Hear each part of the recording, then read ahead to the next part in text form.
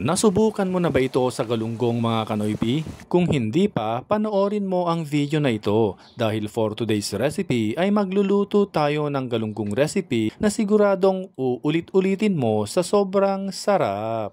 Kung ready ka na, tara na at umpisahan na natin.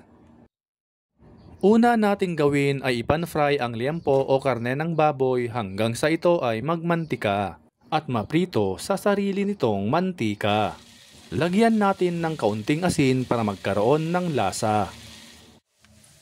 Ganitong itsura ay okay na. Bawasan ang mantika kapag ito ay marami. At this point ay ilalagay na natin ang kamatis. Lagyan din natin ito ng sibuyas, bawang, at luya. At kung umabot ka sa part na ito ng video, paki-comment naman mga kanoypi saang lugar kayo nanonood para alam namin kung saang lugar nakaabot ang video na ito. Ilagay na rin natin ang isa sa ating main ingredient, ang galunggong. Lagyan din natin ito ng asin, ground black pepper, white vinegar, at tubig. Takpan at lutuin natin sa katamtamang apoy at kapag ito ay kumulo na, taste and adjust. At syempre, tataktakan natin ng vetsin para mas lalong sumarap. At this point ay ilalagay na rin natin ang siling haba o siling green.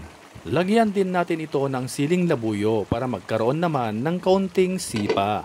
Takpan ulit natin at lutuin hanggang sa mag-reduce ang kanyang sabaw at tuluyan na itong maluto. At ayun na nga at luto na, kaya hanguin na natin. Ihanda na ito at ihanda na rin ang isang kalderong kanin dahil mapapalaban ka talaga nito sa kanin sa sobrang sarap.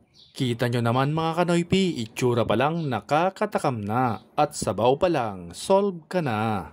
Pwede din pala ito sa galunggong mga kanoypi. Itag at ishare nyo na ito sa mga friends at family ninyo para masubukan din nila ito. By the way, shoutout nga pala kay Ma'am Jemeline Arellano from Jordan, Dan Garamay Bartolay of Quezon City at sa ating top fan na si Alma from Lalo, Cagayan Valley. At sa lahat ng ating avid followers and viewers worldwide, maraming salamat po sa inyong walang sawang pagsuporta at panonood.